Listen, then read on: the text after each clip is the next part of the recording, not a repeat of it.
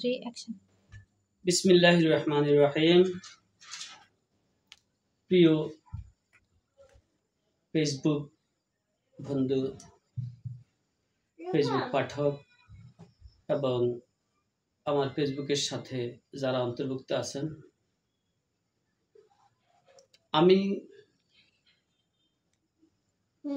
মহান আল্লাহর শুকরিয়া ও রাসূলুল্লাহ সাল্লাল্লাহু আলাইহি ওয়াসাল্লামের প্রতি দরুদ ও সালাম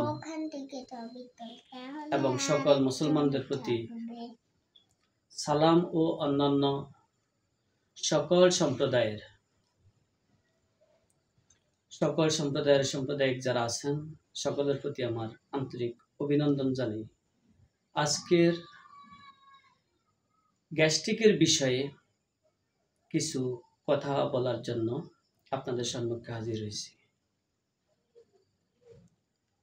গ্যাস্ট্রিক আমাদের জাতীয় ব্যাধি হিসাবে পরিচিত। আমরা প্রতিটি ঘরে, প্রতিটি মানুষ, ছোট বাচ্চা থেকে শুরু করে বৃদ্ধ পর্যন্ত বেশিরভাগ মানুষ এই গ্যাস্ট্রিকে কষ্ট পাচ্ছি। গ্যাস্ট্রিক আমাদের এমন একটা জাতীয় ব্যাধি হিসাবে পরিচিত হয়েছে, যেটা আমরা অনেকেই গ্যাস্ট্রিকের ওষুধ পকেটে রাখি, ভ্যানিটি ব্যাগে রাখি, সবসময় সাথে রাখি। অথচ বিভিন্ন ধরনের গ্যাসের ওষুধ খেয়ে আমাদের মারাত্মক ধরনের অসুবিধা হতে পারে। আমি আজকে গ্যাস্ট্রিকের কিছু প্রাকৃতিক নিয়ম এবং কিছু হোমিওপ্যাথি ঔষধ নিয়ে আলোচনা করব ইনশাআল্লাহ। সেই ব্যাপারে আমি আল্লাহর সাহায্য কামনা করি। তিনি যেন তৌফিক দেন আপনাদেরকে অল্প সময়ের মধ্যে কিছু গ্যাস্ট্রিক বিষয়ে আলোচনা করার। আল্লাহ যেন আমাকে তৌফিক দেন।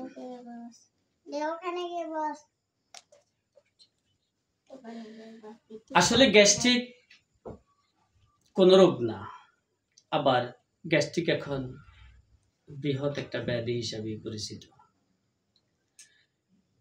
গ্যাস্ট্রিক মূলত আমাদের সচেতনতার মাধ্যমে আমরা এই গ্যাস্ট্রিককে প্রতিরোধ করতে পারি। গ্যাস্ট্রিক প্রতিরোধে আমাদের সকলকে সচেতনতায় এগিয়ে আসতে হবে, আমাদেরকে সচেতন হইতে হবে।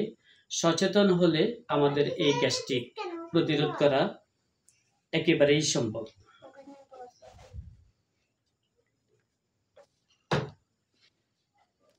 সচেতনতার মধ্যে আমাদের সর্বপ্রথম আমাদের লাইফস্টাইল পরিবর্তন করতে হবে। আমাদের লাইফস্টাইল যেমন আমরা রাত্রে খুব তাড়াতাড়ি ঘুমাতে হবে এবং সকালে খুব তাড়াতাড়ি ঘুম থেকে উঠতে হবে। রাত্রে তাড়াতাড়ি না ঘুমিয়ে যদি আমরা রাত্রে অনেক রাত পর্যন্ত জেগে থাকি, তাহলে আমাদের পাকস্থলী এবং লিভার মারাত্মকভাবে ক্ষতিগ্রস্ত হয়, যা পরবর্তীতে আমাদের গ্যাস্ট্রিক আলসার, পাকস্থলী ক্যান্সার, লিভার সিরোসিস ইত্যাদিতে রূপ নেয়। এছাড়াও আমাদের নানান ধরনের রোগ তৈরি হয়। সেজন্য আমাদেরকে রাত্রে তাড়াতাড়ি ঘুমানোর অভ্যাস করতে হবে এবং সকালে খুব ভোরে ঘুম থেকে উঠতে হবে।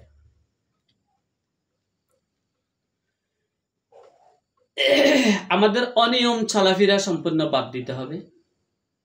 যেমন আমাদের খাদ্য অভ্যাস, প্রথমে আমরা নির্দিষ্ট সময়ে খাবার খেতে হবে, পরিমিত পানি পান করতে হবে এবং ঘন ঘন পানি পান করতে হবে। আমাদের যখনই পানির প্রয়োজন আমরা পানি না পান করে দীর্ঘ সময় অপেক্ষা করি, যার ফলেই আমাদের আসলেই এই সমস্যাগুলো তৈরি হয়। আমাদের ফাস্টফুড জাতীয় সহ উগ্র মশলা জাতীয় খাবার, মদ্যপান, বিভিন্ন ধরনের সফট ড্রিঙ্কস ইত্যাদি পরিহার করতে হবে। কারণ এইসব সফট ড্রিঙ্কস আমাদের পাকস্থলীর মারাত্মকভাবে ক্ষতি করে। মদ্যপান আমাদের পাকস্থলী মারাত্মকভাবে ক্ষতি করে। এছাড়াও ফাস্টফুডে বিভিন্ন ধরনের মশলা, এমন মশলা ব্যবহার করা হয় যা আমাদের পাকস্থলীর অর্গানগুলোকে সম্পূর্ণরূপে ধ্বংস করে দেয়। ফলে আমাদের আসলে এই গ্যাস্ট্রিক, আলসার, পাকস্থলী ক্যান্সার ইত্যাদি হয়ে থাকে।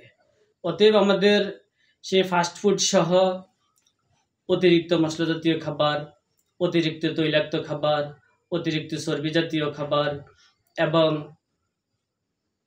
মদ্যপান সহ উগ্র জাতীয় যত খাবার আছে এই খাবারগুলো আমাদেরকে ত্যাগ করে আমাদেরকে স্বাভাবিক খাবার এবং ঘরের তৈরি খাবারে ফিরে আসতে হবে। আমরা যদি নিয়মিত ঘরের তৈরি খাবার খাই, আমরা যদি ফাস্ট ফুড পরিহার করি, তাহলে আমাদের গ্যাস্ট্রিক কখনো হবে না ইনশাআল্লাহ। আমাদের প্রথমে আমাদেরকে নিজেদের লাইফস্টাইল চেঞ্জ করতে হবে। দ্বিতীয়ত আমাদের খাদ্য অভ্যাস পরিবর্তন করতে হবে এবং আমাদের 3 বেলার খাবারকে 5 বেলায় ভাগ করে খেতে হবে। অল্প অল্প করে ঘন ঘন খেতে হবে এবং রাত্রের খাবার আমাদের 8টার মধ্যে সেরে ফেলতে হবে। 10টার মধ্যে আমাদেরকে ঘুমাতে যেতে হবে। 8টার পরে আর কোনো খাবার খাওয়া যাবে না। শুধুমাত্র রাতে শোয়ার সময় 1 গ্লাস দুধ অথবা ইসবগুলের ভুসির শরবত আমরা পান করতে পারি। তাহলে আমাদের শুধু পাকস্থলীর সমস্যা নয়, পাকস্থলীর সমস্যা ছাড়াও অন্যান্য অনেকগুলো অসুবিধা সেরে যাবে ইনশাআল্লাহ। এখন আমি আলোচনা করব গ্যাস্ট্রিকের প্রাকৃতিক সমাধান। প্রাকৃতিক সমাধান মহান স্রষ্টা কিছু কিছু ঔষধ আমাদের মাঝে সৃষ্টি করে রেখেছেন। যেমন আমরা যদি প্রতিদিন সকালে ঘুম থেকে উঠে মুখের লালাসহ খালি পেটে 1 গ্লাস পানি পান করি, তাহলে এইভাবে নিয়মিত যদি আমরা প্রতিদিন সকালে ঘুম থেকে উঠে, অবশ্যই সূর্য ওঠার আগে হবে, সূর্য ওঠার পরে নয়, সূর্য ওঠার আগে আমাদের মুখের লালাসহ বাসি মুখে যদি আমরা 1 গ্লাস পানি পান করি, তাহলে আমাদের এই 1 গ্লাস পানির দ্বারা আমাদের পেটের সকল রোগগুলো চলে যাবে। শুধু গ্যাস্ট্রিক না, গ্যাস্ট্রিক সহ গ্যাস্ট্রিক, আলসার, পাকস্থলী ক্যান্সার এই সব আমাদের ভালো হয়ে যাবে যদি আমরা অভ্যাস করে নিয়মিত প্রতিদিন আমরা ঘুম থেকে উঠে সকালে একদম খালি পেটে বাসি মুখে 1 গ্লাস পানি পান করি। তাহলে আমাদের গ্যাস্ট্রিকের ঔষধ আর পকেটে রাখা লাগবে না। এইবার আমি ঘরোয়া পদ্ধতির কিছু গ্যাস্ট্রিকের চিকিৎসা আলোচনা করব। যাদের গ্যাস্ট্রিক হয়েছে, এখন চিকিৎসা পদ্ধতি প্রয়োজন, তাদের জন্য আমি কিছু ঘরোয়া পদ্ধতি গ্যাস্ট্রিকের চিকিৎসার আলোচনা করব। ঘরোয়া পদ্ধতি যেমন আমরা আমাদের বাড়ির আশেপাশে অবশ্যই কিছু গাছগাছরা আছে। এই গাছগাছরা দিয়ে আমরা গ্যাস্ট্রিকের সমস্যা সম্পূর্ণরূপে সমাধান করতে পারি।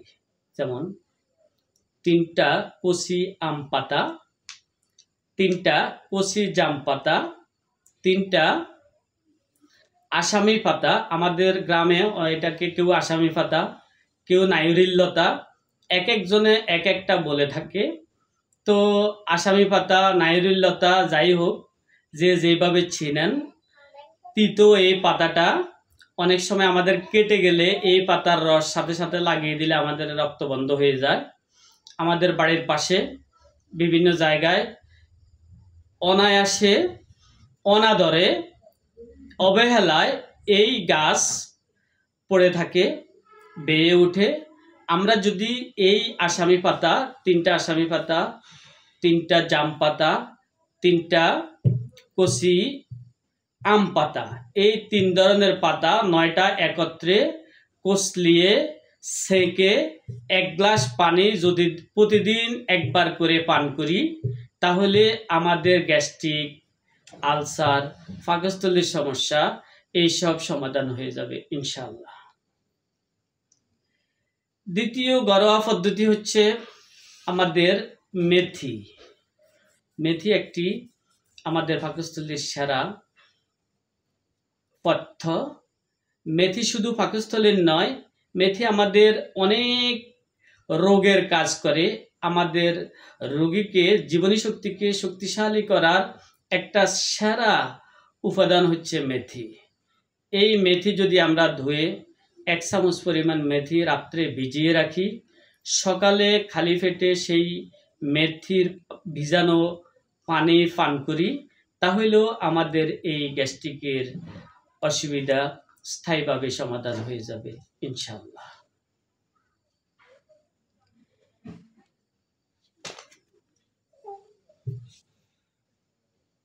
এছাড়া আমাদের আরেকটা পদ্ধতি হচ্ছে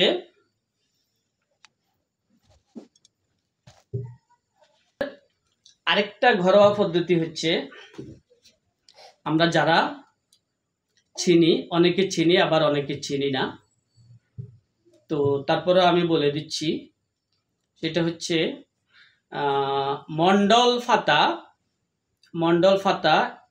1 থেকে 2টা মন্ডল ফাতা, আর একটা আনারসের ফাতার একদম ডিগি সাদা অংশটা, আর সুপারি গাছের একদম নরম মূল অর্থাৎ শিকড়, নরম শিকড় একটা, এগুলাকে সেঁকে রস নিয়ে সাথে চুনের উপরের একদম সাদা জল সমপরিমাণ মিশ্রিত করে আমরা যদি দৈনিক একবার পান করি, 1 সপ্তাহের মধ্যে আমাদের গ্যাস্ট্রিকের অসুবিধার সমাধান হয়ে যাবে ইনশাআল্লাহ। আমি এতক্ষণ ঘরোয়া পদ্ধতিতে কিভাবে গ্যাস্ট্রিকের অসুবিধা সমাধান করা সম্ভব এবং প্রাকৃতিক নিয়মে কিভাবে গ্যাস্ট্রিকের অসুবিধা সমাধান করা সম্ভব তা নিয়ে আলোচনা করেছি। এইবার আমার হোমিওপ্যাথি শিক্ষার্থী যারা রয়েছেন তাদের উদ্দেশ্যে এবং সকলের উদ্দেশ্যে আমি আমার ক্ষুদ্র জ্ঞানে আমার ওস্তাদের ওস্তাদ গুরুজি মৌলভী মাহমুদুল্লাহ সাহেব এবং আমার ওস্তাদ ডাক্তার আলাউদ্দিন আলো ডাক্তারের শিখানো সংক্ষেপে কিছু হোমিওপ্যাথি ঔষধের আলোচনা করব ইনশাআল্লাহ। প্রথমত যে ওষুধটা নিয়ে আলোচনা করব আমাদের সকলের পরিচিত, সেই ওষুধটা হচ্ছে ফালসেটিলা। আমাদের অতিরিক্ত তৈল জাতীয় খাবার খাওয়ার কারণে, তৈলাক্ত খাবার খাওয়ার কারণে যদি আমাদের গ্যাসের অসুবিধা, পেটের পীড়া যে কোনো সমস্যা হয়ে থাকে, তাহলে আমাদের সুন্দর সমাধান দিবে ফালসেটিলা। দ্বিতীয় ওষুধ যেটা আমরা আলোচনা করব সেই ওষুধটার নাম হচ্ছে সায়না। গ্যাস্ট্রিকের অত্যন্ত চমৎকার একটা ওষুধ হচ্ছে সায়না। গ্যাসের সাথে যদি আমাদের পেট পাপা থাকে, পায়খানার সময় আমাদের খাবার গোটা গোটা কিংবা অর্ধ ভাঙ্গা খাবার বের হয়, তাহলে আমি খুব সংক্ষেপে 1-2টা লক্ষণে বলছি, যেভাবে আমার ওস্তাদ ডাক্তার আলাউদ্দিন আলো ডাক্তার আমাকে শিখিয়েছেন। আমি আমার ওস্তাদের দীর্ঘায়ু কামনা করি এবং আমার ওস্তাদের সেই শিখানো পদ্ধতিতে আমি চিকিৎসা করে আজও সফল। সেই জন্য আমার সেই সফলতা থেকে আমার ওস্তাদের সেই শিখানো পদ্ধতি আলোচনা করছি। চায়নার অনেক লক্ষণ আছে, তো গ্যাসের জন্য আমাদের সাধারণত এই 2-3টা লক্ষণ নিলে আমাদের যথেষ্ট। সেটা হচ্ছে আমাদের পেট পাপা এবং পেট থেকে খাবারগুলো অর্ধভাঙ্গা কিংবা গোটা গোটা যদি বের হয়, তাহলে এই 2টা লক্ষণেই আমরা চায়না ব্যবহার করব ইনশাআল্লাহ।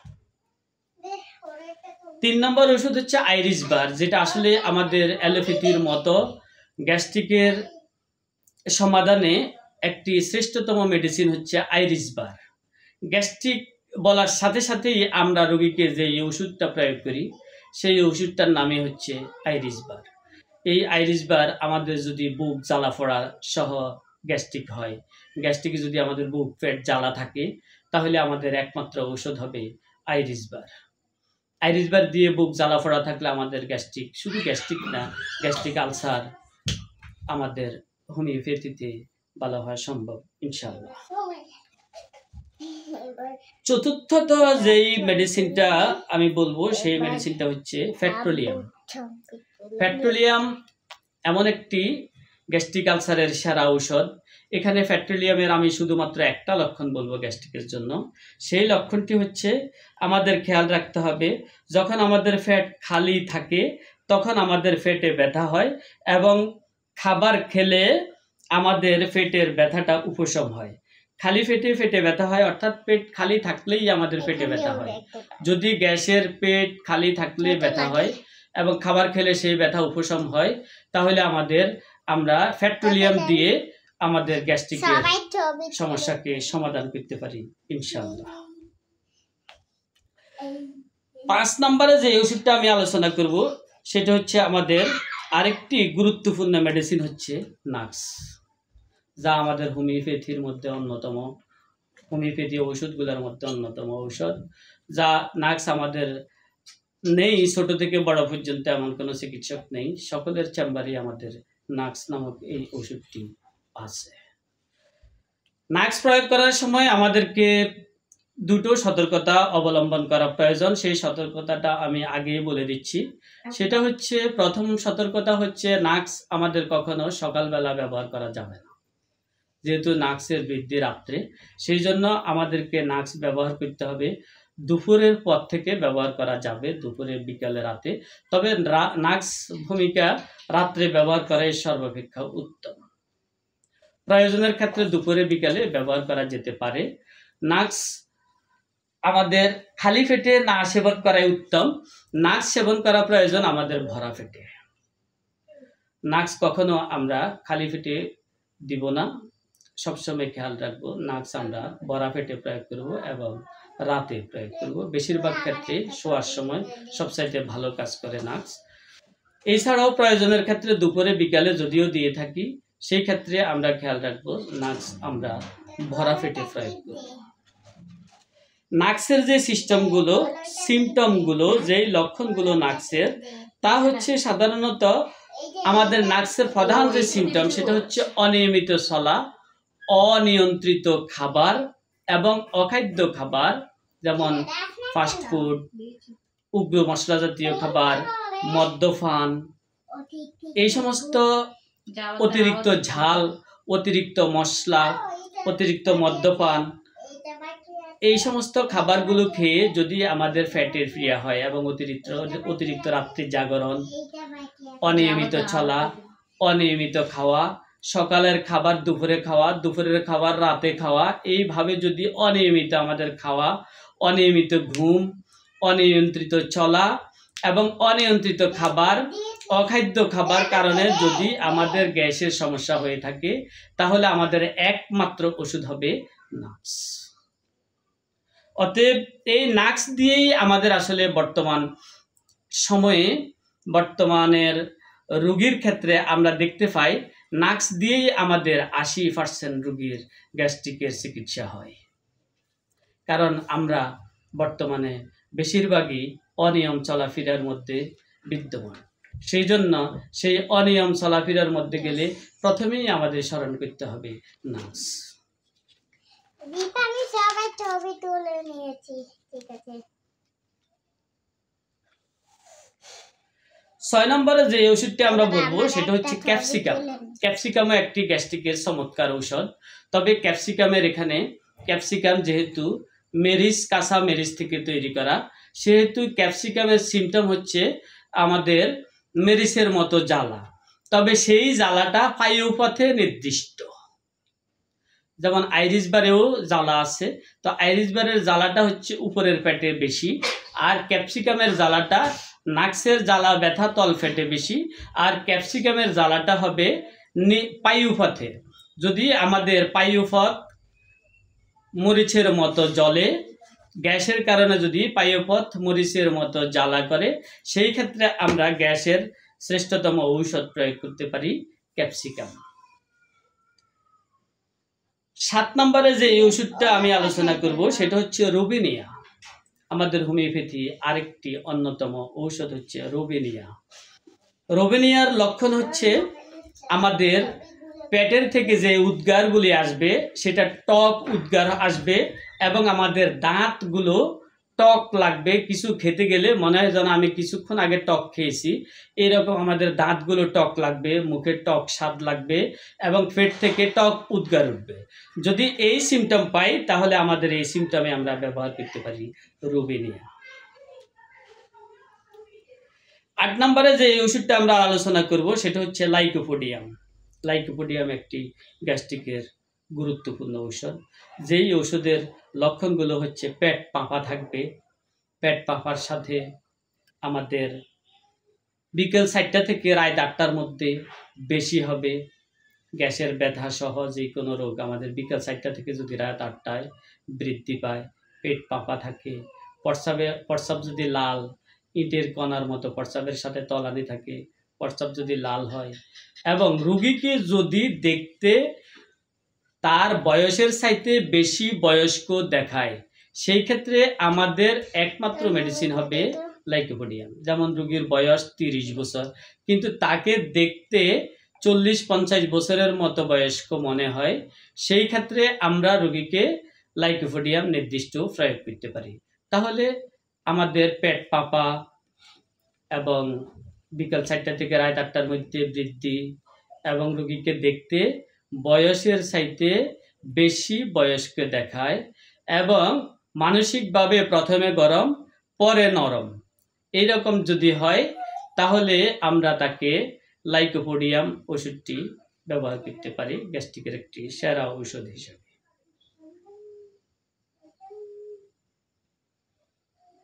9 নম্বরে যে ওষুধটি আমরা আলোচনা করব সেই ওষুধটি হচ্ছে অর্নিথোগ্যালাম। অর্নিথোগ্যালাম আমাদের গ্যাস্ট্রিকের আলসারের যখন শেষ অবস্থা, যেখানে হেলিকোব্যাকটেরিয়া আক্রান্ত করে, আমরা রক্তের NTHCB এই টেস্টটা যখন আমরা হেলিকোব্যাকটেরিয়াস যখন আমরা পরীক্ষাটা করি, তখন এই পরীক্ষা যদি আমরা পজিটিভ পাই এবং আমরা যদি তার আলসার মারাত্মক অবস্থা পেয়ে থাকি, গ্যাস্ট্রিক মারাত্মক অবস্থা পেয়ে থাকি, তখন এই অ্যালোপ্যাথি ডাক্তাররা হেলিকন কিট একটা ঔষধ 60টা একত্রে 60টা ট্যাবলেট বা ক্যাপসুল মিলিয়ে একত্রে এক ডোজ তাদের একটা ঔষধ আছে যার নাম হচ্ছে হেলিকন কিট। তো আমাদের এই ক্ষেত্রে এই অ্যালোপ্যাথি ডাক্তারগণ এই ওষুধটা প্রয়োগ করে থাকেন, কিন্তু আমাদের এই ক্ষেত্রে সেরা ঔষধ হচ্ছে অর্নিথোগ্যালাম। অর্নিথোগ্যালাম যখন আমাদের পাকস্থলীর শেষ দশা, গ্যাস্ট্রিকের একদম শেষ অবস্থা, তখন আমরা অর্নিথোগ্যালাম ব্যবহার করব। অর্নিথোগ্যালাম ব্যবহারে আমাদের পাকস্থলীর ক্যান্সারও আল্লাহর রহমতে ভালো হওয়া সম্ভব। তো বন্ধুগণ, আমি এতক্ষণে আপনাদের সাথে গ্যাস্ট্রিকের প্রাকৃতিক সমাধান এবং হোমিওপ্যাথি ঔষধের মাধ্যমে গ্যাস্ট্রিকের সমাধান নিয়ে কিছু আলোচনা করেছি। আমার এই আলোচনার মাঝে যদি ভুল ত্রুটি থাকে, আমি সকল অভিজ্ঞ চিকিৎসক আমার ভাই বোনদেরকে বলবো, যদি এর মাঝে ভুল ত্রুটি থাকে তাহলে আপনারা দয়া করে কোনো রকমের খারাপ মন্তব্য, খারাপ কমেন্টস না করে আমাকে সরাসরি জানিয়ে দিলে আমি আপনাদের প্রতি চিরকৃতজ্ঞ থাকব। আমার চাইতে আরও অভিজ্ঞ অনেক চিকিৎসকগণ রয়েছেন যারা গ্যাস্ট্রিকের আরও ভালো চিকিৎসা দিতে পারেন। সেই ক্ষেত্রে সকল গ্যাস্ট্রিকের রোগীদের প্রতি অনুরোধ থাকবে, আপনার নিকটবর্তী যে কোনো হোমিওপ্যাথি চিকিৎসকের নিকট গিয়ে গ্যাস্ট্রিকের সঠিক সমাধান গ্রহণ করুন। গ্যাস্ট্রিক চিরতরে চিরমুক্তি পাবেন ইনশাআল্লাহ। এই বলে আমি আমার আজকের গ্যাস্ট্রিক বিষয়ক ক্ষুদ্র আলোচনা এখানে শেষ করলাম। সবাইকে আবারও সালাম ও আন্তরিক অভিনন্দন।